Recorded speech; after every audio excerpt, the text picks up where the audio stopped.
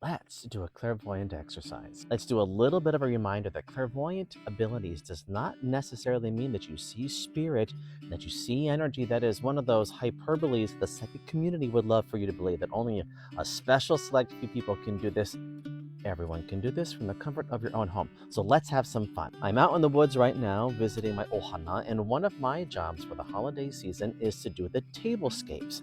Now let's use clairvoyant abilities to work on tablescapes. I have two vases in front of me. So I have this really beautiful blush vase and this amber vase over here. And I've got a couple of them. What I'm going to do, without spending any money, is I'm going to use the foliage around me to decorate these. So how is this a clairvoyant exercise? You start by communicating to say, what do I see that can be put inside of those vases? What kind of foliage would do well inside of that vase? What can I see how it lands on the tablescape? So I have some copper tablescapes coming in. I already know in my mind's eye what it's going to look like.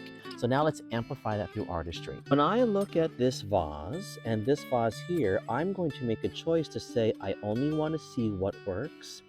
I only want to see what works. Place your hands on your third eye. Oh, like these lightseer third eye hats. You can place your hand on your third eye to communicate in a tactile response that says, I only desire to see what is going to work.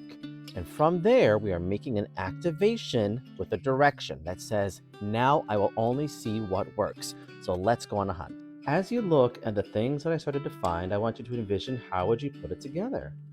We have some Japanese pieris. I found some English lavender, some American moss. We have some thimbleberry. I love that this hydrangea is actually on its way out. I found some cherry laurel. Douglas fir, what would you do with the white cedar? This is climbing buttercup.